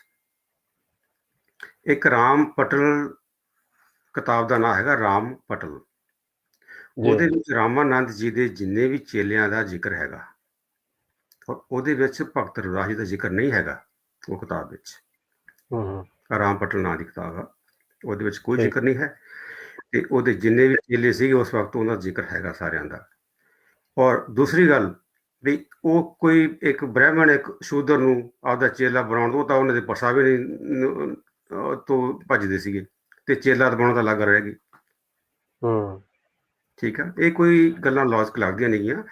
ਔਰ ਉਹਨਾਂ ਦੇ ਨਾਲ ਵੀ ਉਹ ਫਿਰ ਪਹਿਲੇ ਜਨਮ ਵਿੱਚ ਉਹ ਬ੍ਰਾਹਮਣ ਸੀਗੇ। ਦੇਖੋ ਇਹ ਸਿਧਾਂਤ ਤਾਂ ਇਹ ਆ ਕਿ ਅਸੀਂ ਤਾਂ ਕਿਸੇ ਜਨਮ 'ਚ ਬਿਲੀਵ ਹੀ ਨਹੀਂ ਕਰਦੇ ਕਿ ਸਾਡਾ ਆਹੀ ਜਨਮ ਆ, ਇੱਥੋਂ ਹੀ ਰਹਿਣਾ ਤੇ ਇੱਥੇ ਚਲੇ ਜਾਣਾ। ਪੰਜ ਤੱਤਾਂ ਮੈਂ ਉੱਥੇ ਚਲੇ ਜਾਣਾ। ਇਹੀ ਜੋ ਬ੍ਰਹਿਮੰਡ ਆ ਵੀ ਤੁਹਾਡਾ ਸਰੀਰ ਆ। ਹਾਂਜੀ। ਇਹੋ ਜਿਹੀਆਂ ਬਹੁਤ ਜਿਹੜੀਆਂ ਮਤਲਬ ਹੋਰ ਦੇਖੋ ਕਿੰਨੀਆਂ ਮਨ ਘੜਤ ਕਹਾਣੀਆਂ ਜਿਹੜੀਆਂ ਜੋੜੀਆਂ ਹੋਈਆਂ। ਗੰਗਾ ਜੀ ਜੋੜੀ ਹੋਈ ਆ ਕਹਾਣੀ, ਤੇ ਚਾਲਾਂ ਬਾਈ ਦੀ ਇੱਕ ਹਿਰਨੀ ਦੀ ਕਹਾਣੀ, ਤੇ ਕੋਈ ਗੋਪਾਲ ਨਾਂ ਦੇ ਬੱਚੇ ਦੀ ਮਰਨ ਦੀ ਕਹਾਣੀ। ਬਹੁਤ ਕਹਾਣੀਆਂ ਮੈਂ ਦੇਖੀਆਂ, ਪਰ ਅਸੀਂ ਕਿਸੇ ਦੀ ਕੋਈ ਜ਼ਿਕਰ ਨਹੀਂ ਕਰਨਾ। ਉਹ ਸਾਰੀਆਂ ਮਨ ਨੇ, ਕਿਉਂਕਿ ਅਸੀਂ ਤਾਂ ਸਿਰਫ ਉਹਨਾਂ ਨੇ ਜੋ ਕਿਹਾ, ਜੋ ਉਹਨਾਂ ਨੇ ਲਿਖਿਆ, ਅਸੀਂ ਉਸ ਤੇ ਹੀ ਮਤਲਬ ਉਹਦੇ ਆਧਾਰ ਤੇ ਹੀ ਇਹ ਸਾਰੇ ਨਿਰਣੇ ਕਰਨੇ ਆ ਕਿ ਅਸੀਂ ਕੀ ਕਹਿਣਾ, ਦੁਨੀਆ ਨੂੰ ਅਸੀਂ ਕੀ ਸੁਨੇਹਾ ਦੇਣਾ। ਅਸੀਂ ਕਿਸੇ ਕੋਈ ਇਹੋ ਜਿਹੀ ਗੱਲ ਕਹਾਣੀ ਵੱਲ ਨਹੀਂ ਜਾਵਾਂਗੇ, ਨਾ ਹੀ ਉਹ ਕਹਾਣੀਆਂ ਹੋਈਆਂ ਇੱਦਾਂ। ਤੇ ਮਤਲਬ ਚਲੋ ਖੈਰ ਕੋਈ ਵੀ ਹੁਣ ਕੀ ਕਰਨ ਕਿ ਬਚਪਨ ਸੁਣਦੇ ਆਏ ਆ ਢਾਡੀ ਰਾਗੀ ਗੁਰਦੁਆਰਿਆਂ 'ਚ ਇਹੋ ਜਿਹੇ ਲੈਕਚਰ ਕਰਦੇ ਆਏ। ਉਹ ਬੜੇ ਵਧੀਆ ਲੱਗਦੀ ਸੀ ਗੱਲਾਂ ਕਰਦੇ, ਤੇ ਸਮਝ ਨਹੀਂ ਸੀ। ਤੇ ਡਾਕਟਰ ਸਾਹਿਬ ਮੇਰੇ ਖਿਆਲ ਨਾਲ ਆਪਾਂ ਨੂੰ ਸਮਾਂ ਕਾਫੀ ਹੋ ਗਿਆ, ਤੇ ਆਪਾਂ ਦਰਸ਼ਕਾਂ ਤੋਂ ਇਜਾਜ਼ਤ ਲੈਂਦੇ ਆ। ਤੇ ਜੇ ਕੋਈ ਤੁਹਾਡੇ ਕੋਲ ਹੋਰ ਕੋਈ ਕੁਐਸਚਨ ਜਾਂ ਇੰਦਰੀਤ ਭਾਜੀ ਤੁਹਾਡਾ ਕੀ ਖਿਆਲ ਆ? ਇਹ ਤਾਂ ਖੈਰ ਟੌਪਿਕ ਬੰਦ ਹੋਣ ਵਾਲਾ ਟੌਪਿਕ ਹੈ ਹੀ ਨਹੀਂ। ਹਾਂਜੀ ਬਿਲਕੁਲ। ਹਾਂਜੀ, ਮੈਂ ਕਿਹਾ ਵੀ ਤਕਰੀਬਨ ਡਾਕਟਰ ਸਾਹਿਬ ਨੇ ਸਾਰਾ ਕਵਰ ਅਪ ਕਰ ਹੀ ਦਿੱਤਾ। ਹਾਂਜੀ ਬਿਲਕੁਲ। ਤੇ ਫਿਰ ਦੁਬਾਰੇ ਤੁਸੀਂ ਫਿਰ ਰੱਖ ਲਿਓ ਪ੍ਰੋਗਰਾਮ ਡਾਕਟਰ ਸਾਹਿਬ, ਫਿਰ ਜੀ ਬਿਲਕੁਲ। ਜਾਣਕਾਰੀ ਨਾਲੇ ਆਪਾਂ ਫਿਰ ਉਹ ਆਪਣੇ ਸ਼ੂਦਰ ਟੂ ਖਾਲਸਾ ਫਿਲਮ ਬਾਰੇ ਵੀ ਗੱਲ ਕਰਾਂਗੇ ਨਾ ਫਿਰ ਟੌਪਿਕ ਤੇ। ਹਾਂਜੀ, ਮੈਂ ਕਿਹਾ ਅਖੀਰ ਤੇ ਡਾਕਟਰ ਸਾਹਿਬ ਅੱਜ ਦੇ ਸਮੇਂ ਦੇ ਵਿੱਚ ਜੋ ਸੰਘਰਸ਼ ਚੱਲ ਰਿਹਾ, ਕਿਸਾਨ ਮਜ਼ਦੂਰ ਅੰਦੋਲਨ, ਇੱਕ ਮਨੂ ਸਮਰਤੀ ਲਾਗੂ ਕਰਕੇ ਲੋਕਾਂ ਨੂੰ ਉਹਨਾਂ ਦੇ ਕੁੱਲੀ ਗੁੱਲੀ ਜੁੱਲੀ ਰੋਟੀ ਕੱਪੜਾ ਮਕਾਨ ਖੋਲਣ ਦਾ ਜਿਹੜੇ ਉਹ ਕਾਲੇ ਕਾਨੂੰਨ ਪਾਸ ਹੋਏ ਆ, ਹਾਂਜੀ ਤੇ ਬਾਬਾ ਸਾਹਿਬ ਅੰਬੇਡਕਰ ਜੀ ਉਹਨਾਂ ਨੇ ਗੱਲ ਆਖੀ ਸੀਗੀ ਕਿ ਮੈਂ ਹੁਣ ਸੰਵਿਧਾਨ ਬਣਾ ਦਿੱਤਾ, ਔਰ ਸੰਵਿਧਾਨ ਵੀ ਇੱਕ ਇਹੋ ਜਿਹਾ ਕਿ ਦੁਨੀਆ ਤੋਂ ਇੱਕ ਅਲੱਗਾ, ਇੱਕ ਵਿਲੱਖਣ, ਸ਼ਾਨਦਾਰ ਭਾਰਤ ਦਾ ਇਤਿਹਾਸ ਸੰਵਿਧਾਨ ਬਾਬਾ ਸਾਹਿਬ ਅੰਬੇਡਕਰ ਨੇ ਲਿਖਿਆ, ਕਿਉਂਕਿ ਉਹਨਾਂ ਨੇ ਸਾਰੀ ਦੁਨੀਆ ਦੇ ਵਿੱਚ ਘੁੰਮੇ। ਅਮਰੀਕਾ ਦੀ ਕੋਲੰਬੀਆ ਯੂਨੀਵਰਸਿਟੀ 'ਚ ਪੜ੍ਹੇ, ਇੰਗਲੈਂਡ ਦੇ ਵਿੱਚ ਪੜ੍ਹੇ, ਦੁਨੀਆ ਦੀਆਂ 11 ਭਾਸ਼ਾਵਾਂ ਦੇ ਉਹ ਗਿਆਤਾ। ਕੋਈ ਆਮ ਇਨਸਾਨ ਨਹੀਂ ਸੀਗੇ, ਬਹੁਤ ਚੋਟੀ ਦੇ ਵਿਦਵਾਨ ਸੀਗੇ, ਉਹ ਫਿਲਾਸਫਰ ਸੀਗੇ। ਇੱਕ ਜਰਨੈਲ ਇਹੋ ਜਿਹਾ ਕਿ ਜਿਹਨੂੰ ਅਸੀਂ ਇਹ ਕਹਿ ਲਈਏ ਬਈ ਭਾਰਤ ਦੇਸ਼ ਦੇ ਲੋਕਾਂ ਲਈ ਇੱਕ ਮਸੀਹਾ ਬਣ ਕੇ ਆਏ 20ਵੀਂ ਸਦੀ ਦੇ ਵਿੱਚ। ਤੇ ਉਹਨਾਂ ਨੇ ਸੰਵਿਧਾਨ ਤਿਆਰ ਕਰਕੇ ਇੱਕ ਗੱਲ ਆਖੀ ਕਿ ਹੁਣ ਦੇਸ਼ ਦੇ ਹੁਕਮਰਾਨ ਰਾਜੇ ਰਾਣੀਆਂ ਆਪਣੇ ਰਾਣੀਆਂ ਦੇ ਪੇਟੋਂ ਨਹੀਂ ਪੈਦਾ ਹੋਇਆ ਕਰਨਗੇ, ਬਲਕਿ ਭਾਰਤ ਦੇਸ਼ ਦੇ ਲੋਕਾਂ ਦੀ ਵੋਟ ਦੇ ਵਿੱਚੋਂ, ਬੈਲਟ ਦੇ ਵਿੱਚੋਂ ਪੈਦਾ ਹੋਇਆ ਕਰਨਗੇ। ਪਰ ਅੱਜ ਅਗਲਿਆਂ ਨੇ ਉਹ ਬੈਲਟ ਪੇਪਰ ਖਤਮ ਕਰਕੇ ਉਹਦੀ ਜਗ੍ਹਾ ਤੇ ਫਿਰ ਉਹਦਾ ਬਦਲਵਾਂ ਰੂਪ ਈਵੀਐਮ ਲੈ ਆਂਦਾ ਕਿ ਈਵੀਐਮ ਦੇ ਵਿੱਚੋਂ ਪੈਦਾ ਕਰ ਲਓ ਡਿਕਟੇਟਰਸ਼ਿਪ, ਜਿਹੜੇ ਰਾਜੇ ਪੈਦਾ ਕਰਨੇ ਆ। ਡਾਕਟਰ ਸਾਹਿਬ, ਤੁਹਾਡਾ ਇਹਦੇ ਬਾਰੇ ਕੀ ਖਿਆਲ ਹੈ? ਬਈ ਜਿੰਨੇ ਮਰਜ਼ੀ ਇਹੋ ਜਿਹੇ ਸੰਘਰਸ਼ ਲੜ ਲੈਣ, ਅਗਰ ਉਹ ਜਿਹੜੀ ਜੜ੍ਹ ਆ, ਜਿਹੜੀ ਜਿੱਦਾਂ ਕਹਿੰਦੇ ਵੀ ਚੋਰ ਨੂੰ ਨਾ ਮਾਰੋ, ਚੋਰ ਦੀ ਮਾਂ ਨੂੰ ਮਾਰੋ, ਹਾਂਜੀ ਵੀ ਉਹ ਈਵੀਐਮ ਜਦ ਤੱਕ ਨਹੀਂ ਖਤਮ ਹੁੰਦੀ, ਮੇਰਾ ਖਿਆਲ, ਮੈਂ ਸਮਝਦਾ ਕੋਈ ਹੱਲ ਨਹੀਂ ਹੈਗਾ। ਦੇਖੋ, ਡਾਕਟਰ ਅੰਬੇਦਕਰ ਸਾਹਿਬ ਨੇ ਕਿਹਾ ਸੀਗਾ ਵੀ ਸੰਵਿਧਾਨ ਕਿੰਨਾ ਵੀ ਚੰਗਾ ਕਿਉਂ ਨਾ ਹੋਵੇ, ਓਕੇ, ਜਿਨ੍ਹਾਂ ਲੋਕਾਂ ਨੇ ਇੰਪਲੀਮੈਂਟ ਕਰਨਾ ਨਾ, ਜੇ ਉਹਨਾਂ ਦੀ ਨੀਅਤ ਖਰਾਬ ਆ ਜੀ, ਤੇ ਉਹਦਾ ਪੂਰਾ ਫਾਇਦਾ ਨਹੀਂ ਉਠਾ ਸਕਿਆ ਕੋਈ ਉਹਨਾਂ ਦਾ, ਕਿਉਂਕਿ ਉਹਨਾਂ ਨੇ ਉਹਨੂੰ ਹੀ ਦਫਨ ਕਰ ਦੇਣਾ। ਹੁਣ ਸੰਵਿਧਾਨ ਦਾ ਹਾਰਡਲੀ 5-10% ਹੀ ਕੰਮ ਕਰ ਰਿਹਾ। ਇਹ ਜਿਹੜਾ ਸੰਵਿਧਾਨ ਹੈ ਨਾ, ਇਹ ਗੁਰੂ ਗ੍ਰੰਥ ਸਾਹਿਬ ਜੀ ਦੀ ਸੋਚ ਤੇ ਆਧਾਰਿਤ ਆ। ਔਰ ਕੀ ਹੋਇਆ, ਗ੍ਰੰਥ ਸਾਹਿਬ ਨੂੰ ਪੜ੍ਹਨ ਲੱਗੇ ਨੇ, ਸੰਵਿਧਾਨ ਨੂੰ ਖਤਮ ਕਰਨ ਲੱਗੇ ਹੋਏ ਨੇ, ਕਿਉਂਕਿ ਜਿੱਥੋਂ ਇਹਨਾਂ ਨੂੰ ਲੱਗਦਾ ਕਿ ਉਹ ਉਸ ਗੱਲ ਤੇ ਅਟੈਕ ਕਰਦੇ ਨੇ। ਇੱਕ ਤਾਂ ਹੋਰ ਮੈਂ ਐਗਜ਼ਾਮਪਲ ਦਿੰਦਾ, 1970 ਚ ਗੁਰੂ ਨਾਨਕ ਯੂਨੀਵਰਸਿਟੀ ਬਣੀ ਸੀ ਅੰਮ੍ਰਿਤਸਰ ਚ, ਓਕੇ, ਤੇ ਉਹਦੇ ਨਾਲ ਜਿਹੜੇ ਆਰੀਆ ਕਾਲਜ ਸੀਗੇ ਨਾ, ਆਰੀਆ ਸਮਾਜੀ ਕਾਲਜ ਸੀਗੇ, ਉਹਨਾਂ ਨੇ ਇਨਕਾਰ ਕਰਤਾ ਵੀ ਅਸੀਂ ਯੂਨੀਵਰਸਿਟੀ ਦੇ ਨਾਲ ਨਹੀਂ ਕਰਨਾ ਐਫੀਲੀਏਟ, ਵੀ ਫਿਰ ਤੁਸੀਂ ਵੀ ਇਹਦਾ ਨਾਮ ਗੁਰੂ ਨਾਨਕ ਦੇਵ ਯੂਨੀਵਰਸਿਟੀ ਰੱਖੋ। 1974 ਚ ਉਹਦਾ ਯੂਨੀਵਰਸਿਟੀ ਦਾ ਨਾਮ ਗੁਰੂ ਨਾਨਕ ਦੇਵ ਯੂਨੀਵਰਸਿਟੀ ਬਣਾਇਆ ਗਿਆ। ਹੁਣ ਜਿਨ੍ਹਾਂ ਨੇ ਡਿਗਰੀਆਂ ਉੱਥੇ ਕੀਤੀਆਂ ਹੋਣਗੀਆਂ ਪਹਿਲਾਂ ਨਾ 74 ਤੋਂ ਪਹਿਲਾਂ, ਉਹਨਾਂ ਦੀ ਡਿਗਰੀ ਤੇ ਗੁਰੂ ਨਾਨਕ ਯੂਨੀਵਰਸਿਟੀ ਲਿਖਿਆ ਹੋਇਆ, ਕਿਉਂਕਿ ਦੇਵ ਲਿਖਣ ਦੇ ਨਾਲ ਉਹ ਇੱਕ ਉਹਨਾਂ ਲਈ ਵੀ ਇੱਕ ਦੇਵਤਾ, ਜਿਵੇਂ ਮਤਲਬ ਦੇਵਤੇ ਹੁੰਦੇ ਨੇ, ਦੇਵੀ ਦੇਵਤੇ, ਤੇ ਗੁਰੂਆਂ ਨੂੰ ਇਸ ਤਰ੍ਹਾਂ ਉਹ ਰਿਪਰੈਜ਼ੈਂਟ ਕਰਨਾ ਚਾਹੁੰਦੇ ਨੇ। ਗੁਰੂ ਨਾਨਕ ਦੇਵ ਯੂਨੀਵਰਸਿਟੀ ਫਿਰ ਉਹ ਐਫੀਲੀਏਟ ਹੋਏ, ਓਕੇ। ਔਰ ਦੂਸਰੀ ਜਿਹੜੀ ਗੱਲ ਕੀਤੀ ਹੈਗੀ, ਇਹ ਤਾਂ ਇਹਨਾਂ ਲਈ ਇੱਕ ਵਰਦਾਨ ਹੈਗਾ। ਤੇ ਜਿਹੜਾ ਹੁਣ ਆਪਣਾ ਕਰੋਨਾ ਟਾਈਮ ਹੈਗਾ ਇੰਡੀਆ, ਤੇ ਉਹ ਤਾਂ ਲੋਕਾਂ ਨੂੰ ਤਾਂ ਲਾਕਡਾਊਨ ਕਰਕੇ ਉਹ ਤਾਂ ਕੰਮ ਕਰਨ ਨੂੰ ਹਟਿਆ ਹੀ ਨਹੀਂ, ਠੀਕ ਆ। ਉਹਨਾਂ ਨੂੰ ਤਾਂ ਤੁਹਾਨੂੰ ਕਦੇ ਟੱਲੀਆਂ ਖੜਕਾਤੀਆਂ, ਤੇ ਕਦੀ ਮੋਮਬੱਤੀਆਂ ਚਲਵਾਤੀਆਂ, ਤੇ ਕਦੀ ਤੁਹਾਨੂੰ ਤੇ ਉਹ ਤਾਂ ਆਪਾਂ ਦੇਖਿਆ ਜੋ ਹੋਇਆ। ਤੇ ਇਹ ਕੋਈ ਕੰਮ ਨਹੀਂ ਪ੍ਰਾਈਮ ਮਿਨਿਸਟਰ ਦੇ। ਜੀ ਬਿਲਕੁਲ। ਤੇ ਤੁਸੀਂ ਲੋਕਾਂ ਨੂੰ ਦੇਖੋ, ਹੁਣ ਆਪਾਂ ਇੱਥੇ ਆਏ ਕੰਟਰੀ 'ਚ ਕਿੰਨਾ ਆਪਣਾ, ਭਾਵੇਂ ਟਰੰਪ ਕਿਵੇਂ ਮਾੜਾ ਸੀ, ਕੁਛ ਵੀ ਸੀ, ਠੀਕ ਹੈ, ਪਰ ਉਹ ਲੋਕਾਂ ਲਈ ਤਾਂ ਨਹੀਂ ਮਾੜਾ ਸੀ। ਹੁਣ ਲੋਕਾਂ ਦਾ ਕਾਫੀ ਪਤਾ, ਫਾਈਨੈਂਸ਼ੀਅਲੀ ਬਹੁਤ ਹੈਲਪ ਕਰ ਗਿਆ ਆਪਣੀ, ਤੇ ਬਾਈਡਨ ਉਹਦੇ ਨਾਲ ਵੀ ਕਰ ਰਿਹਾ ਹੁਣ। ਹਾਂ, ਪਬਲਿਕ ਪਹਿਲਾਂ ਆਉਂਦੀ ਹੈ, ਕਿਉਂਕਿ ਇੱਥੇ ਇਨਸਾਨੀਅਤ, ਇਨਸਾਨ ਨੂੰ ਇਨਸਾਨ ਦੀ ਕਦਰ ਹੈ ਨਾ, ਲੋਕਾਂ ਦੀ ਡਿਮਾਂਡ, ਕਿਉਂਕਿ ਲੋਕਾਂ ਨੇ ਬਣਾਇਆ, ਲੋਕਾਂ ਲਈ ਉਹ ਬਣੀਆਂ। ਤੇ ਦੇਖੋ ਕਿੰਨਾ ਫਰਕ ਹੈਗਾ। ਤੇ ਇਹ ਜਿਹੜੀਆਂ ਤੁਸੀਂ ਗੱਲ ਕਰ ਰਹੇ ਈਵੀਐਮ ਦੀਆਂ, ਤੇ ਹੁਣ ਇਹ ਤਾਂ ਇਹਨਾਂ ਨੇ, ਜੇ ਇਹਨਾਂ ਦਾ ਜਿਹੜਾ ਪਰਪਸ ਸੋਲਵ ਨਹੀਂ ਹੁੰਦਾ ਨਾ, ਇਹ ਥਰਡ ਟਾਈਮ ਵੀ ਇਹ ਬਣ ਜਾਣਗੇ, ਕਿਉਂਕਿ ਇਹ ਕੰਮ ਕਰ ਰਹੇ ਨੇ ਇਸ ਸਿਸਟਮ ਤੇ। ਤੇ ਇਹ ਕੀ ਹੈ ਕਿ ਇਹਨਾਂ ਲਈ ਤਾਂ ਹੁਣ ਕਲਯੁਗ ਆ, ਸ਼ੂਦਰ ਪੜਨ ਲੱਗੇ, ਹਾਂ। ਇਹਨਾਂ ਨੇ ਇਹੀ ਲਾਉਣੀ ਆ ਵੀ ਕਲਯੁਗ ਦੇ ਵਿੱਚ ਫਿਰ ਇਹ ਦੇਵੀ ਬਣਾ ਕੇ ਇਹਦੇ ਮੰਦਰ ਬਣਨਗੇ। ਅੱਜ ਤੋਂ ਆਪਾਂ ਤਾਂ ਖੈਰ ਦੁਨੀਆ ਨਹੀਂ ਹੋਣਾ ਇਹਨਾਂ ਦੇ। ਇਹ ਮਤਲਬ ਇਹੋ ਜਿਹੀ ਹਿਸਟਰੀ ਹੈ ਇਹਨਾਂ ਦੀ।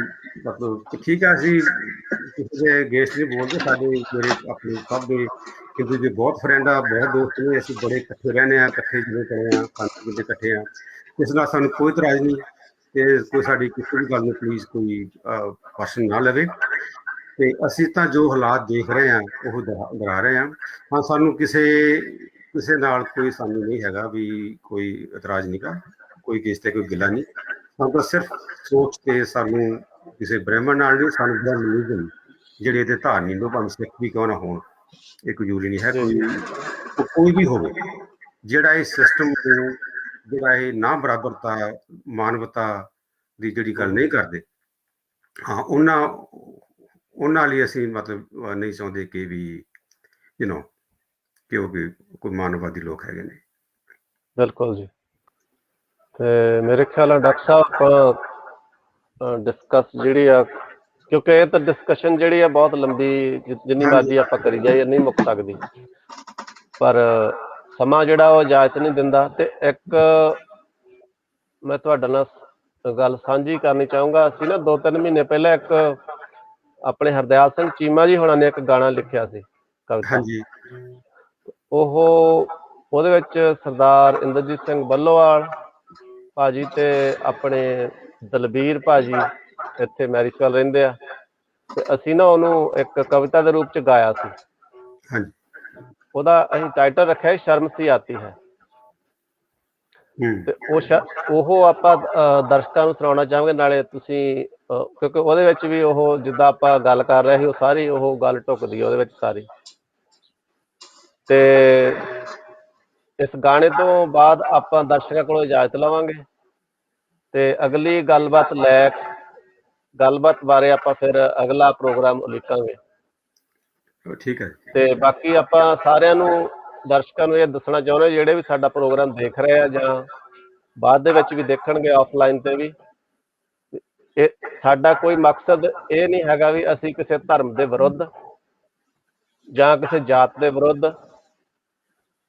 ਜਾਂ ਕੋਈ ਕਿਸੇ ਨੂੰ ਕਿਸੇ ਕਿਸਮ ਦੀ ਵੀ ਠੇਸ ਪਹੁੰਚੇ, ਉਹ ਸਾਡਾ ਕੋਈ ਇਹ ਮਕਸਦ ਨਹੀਂ ਹੈਗਾ। ਅਸੀਂ ਤਾਂ ਇੱਕ ਸਾਂਝਾ ਸੁਨੇਹਾ ਜੋ ਕਿ ਦਰਸ਼ਕਾਂ ਦੇ ਸਾਹਮਣੇ ਪੇਸ਼ ਕਰਨਾ ਚਾਹੁੰਦੇ ਹਾਂ, ਜਿਸ ਵਿੱਚੋਂ ਕਿਸੇ ਨੂੰ ਕੋਈ ਠੇਸ ਵੀ ਪਹੁੰਚੇ ਤਾਂ ਫਿਰ ਅਸੀਂ ਉਸ ਗੱਲ ਲਈ ਮਾਫੀ ਵੀ ਮੰਗਦੇ ਹਾਂ। ਤੇ ਮੈਂ ਹੁਣ ਉਹ ਗਾਣਾ ਪਲੇ ਕਰਨਾ ਚਾਹੂੰਗਾ ਜੇ ਤੁਹਾਡੀ ਇਜਾਜ਼ਤ ਹੋਵੇ। ਇੰਦਰਜੀਤ ਭਾਈ, ਤੁਹਾਡਾ ਮਾਈਕ ਜਿਹੜਾ ਤੁਸੀਂ ਪ੍ਰੋਗਰਾਮ ਦੂਜਾ ਤਾਂ ਨਹੀਂ ਵਿੱਚ ਫੋਨ ਤੇ ਚਲਾਇਆ? ਤੁਹਾਡੀ ਇੱਕੋ ਬਹੁਤ ਆ ਰਹੀ, ਆ। ਮੈਨੂੰ ਲੱਗਦਾ ਤੁਸੀਂ ਪ੍ਰੋਗਰਾਮ ਦੂਜੇ ਸੈਲਫੋਨ ਤੇ ਚਲਾਇਆ ਲੱਗਦਾ। ਨਹੀਂ ਕੋਈ ਨਹੀਂ, ਮੈਂ ਇਧਰੋਂ ਬੰਦ ਕਰਦਾ। ਹਾਂਜੀ, ਤੇ ਚਲੋ ਮੈਂ ਫਿਰ ਗਾਣਾ ਕਰਕੇ ਤੇ ਫਿਰ ਆਪਾਂ ਦਰਸ਼ਕਾਂ ਕੋਲ ਇਜਾਜ਼ਤ ਮੰਗਦੇ ਹਾਂ। ਤੇ ਤੁਹਾਡਾ ਬਹੁਤ ਧੰਨਵਾਦ ਜੀ। ਤੇ ਆਪਾਂ ਫਿਰ ਜੇ ਕਿਸੇ ਨੂੰ ਕੋਈ ਠੇਸ ਪਹੁੰਚੀ ਹੋਵੇ ਤੇ ਮਾਫੀ ਮੰਗਦੇ ਹਾਂ। ਸਾਡਾ ਕੋਈ ਮਤਲਬ ਠੀਕ ਹੈ। ਤੇ ਸਾਰੇ ਸਰੋਤਿਆਂ ਨੂੰ ਵਾਹਿਗੁਰੂ ਜੀ ਕਾ ਖਾਲਸਾ, ਵਾਹਿਗੁਰੂ ਜੀ ਕੀ ਫਤਿਹ। ਬਹੁਤ ਪਿਆਰ ਭਰੀ ਸਤਿ ਸ੍ਰੀ ਅਕਾਲ।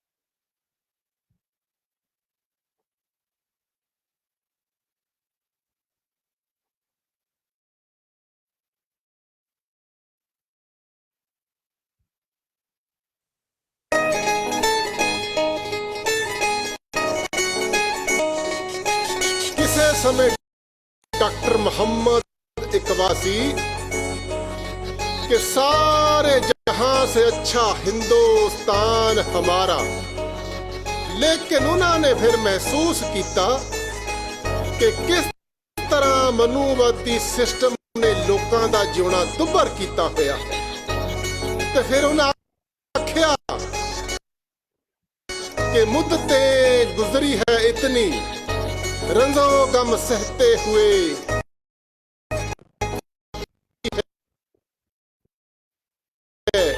इस वतन हुए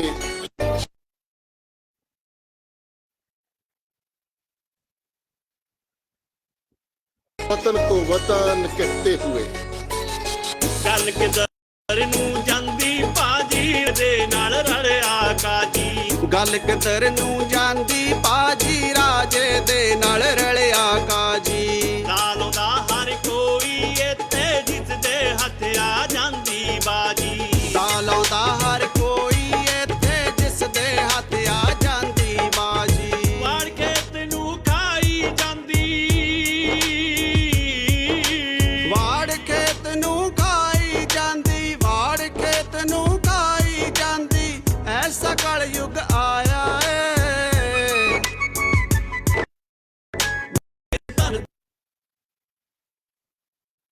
ਤਤ ਗੁਰੂ ਨਾਨਕ ਨੇ ਜੀ ਮੁਕੱਦਮ ਕੁੱਤੇ ਰਾਜੇ ਜੀ ਮੁਕੱਦਮ ਕੁੱਤੇ ਤਾਈਓ ਤਾਂ ਫਰਮਾਇਆ ਏ ਤੇਰੇ ਧੰਨ ਧੰਨ ਸਤ ਗੁਰੂ ਨਾਨਕ ਨੇ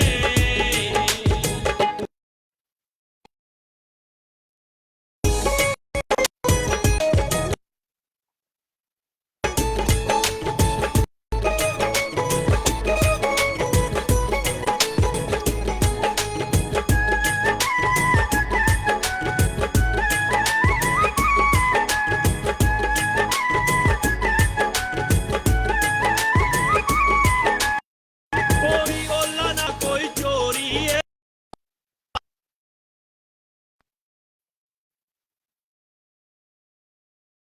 ਕੋਈ ਓਲਾ ਨਾ ਕੋਈ ਚੋਰੀ ਏ ਹਰ ਪਾਸੇ ਰਿਸ਼ਵਤ ਖੋਰੀ ਏ ਸਿਸਟਮ ਗੰਦ ਲਾ ਗਿਆ ਸਾਰਾ ਤੇ ਗੱਲ ਆਖਣ ਨੂੰ ਭਾਵੇਂ ਕੋਰੀ ਏ ਸਿਸਟਮ ਗੰਦਾ ਸਾਰਾ ਤੇ ਨੂੰ ਖੋਰੀ ਏ ਅੱਜ ਹਰ ਪਾਸੇ ਬਦਮਾਸ਼ਾਂ ਨੇ ਹੋ ਅੱਜ ਹਰ ਪਾਸੇ ਬਦਮਾਸ਼ਾਂ ਨੇ ਅੱਜ ਹਰ ਪਾਸੇ ਬਦਮਾਸ਼ਾਂ ਨੇ ਆਪਣਾ ਜਾਲ ਵਿਛਾਇਆ ਮੇਰੇ ਧੰਨ ਧੰਨ ਸਤਿਗੁਰੂ ਨਾਨਕ ਨੇ ਰਾਜੇ ਜੀ ਮੁਕੱਦਮ ਰਾਜੇ ਜੀ ਮੁਕੱਦਮ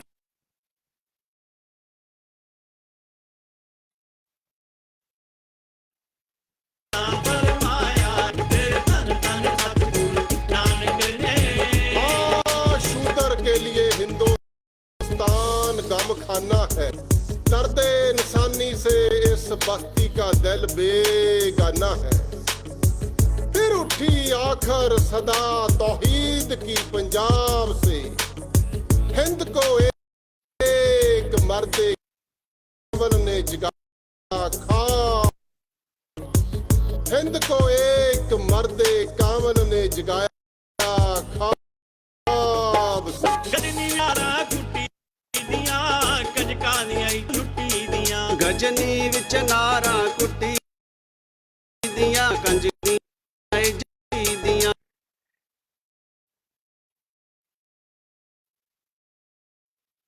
ਓਲਾ ਕੱਢਣ ਮੂੰਹ ਵਿੱਚੋਂ ਅੱਜ ਜੀਬਾਂ ਵੱਢ ਕੇ ਸੁੱਟੀ ਦੀਆਂ ਢੋਲ ਨਾ ਕੱਢਣ ਮੂੰਹ ਵਿੱਚੋਂ ਬਾਂ ਵੱਢ ਕੇ ਸੁੱਟੀ ਦੀਆਂ ਇੱਥੇ ਮਾਰ ਪਈ ਕੁਰਲਾਣੇ ਹੋ ਇੱਥੇ ਮਾਰ ਪਈ ਕੁਰਲਾਣੇ ਇੱਥੇ ਮਾਰ ਪਈ ਕੁਰਲਾਣੇ ਐ ਕੀ ਦਰਦ ਨਾ ਆਇਆ ਏ ਮੇਰੇ ਧੰਨ ਧੰਨ ਸਤਿਗੁਰੂ ਨਾਨਕ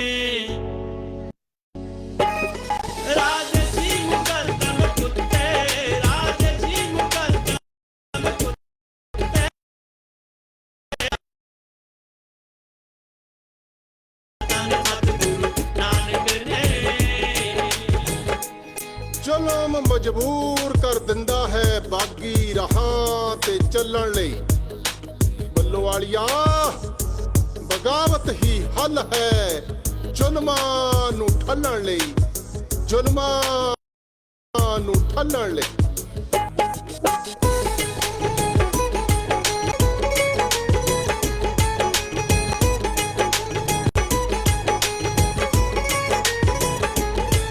ਉਹ ਕੁੜੀਓ ਚੱਕ ਲੋ ਹਥਿਆਰਾਂ ਨੂੰ ਹੁਣ ਕਰ ਲੋ ਤੇਜ ਕਟਾਰਾਂ ਨੂੰ ਕੁੜੀਓ ਚੱਕ ਲੋ ਹਥਿਆਰਾਂ ਨੂੰ ਹੁਣ ਕਰ ਲੋ ਤੇਜ ਕਟਾਰਾਂ ਨੂੰ ਵਿੱਚ ਸੁਰਖੀ ਨੇ ਰੱਖਣੀ ਕਹੇ ਦਿਆ ਰੱਖੋ ਤਲਵਾਰਾਂ ਬਰਸਾਂ ਸੁਰਖੀ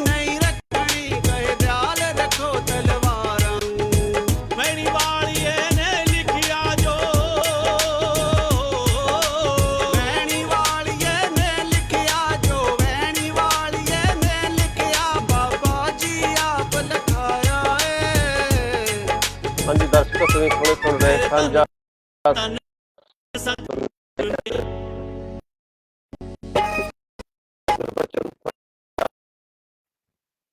ਜਿੱਥੇ ਸਾਡੇ ਡਾਕਟਰ ਚੰਦ ਸਿੰਘ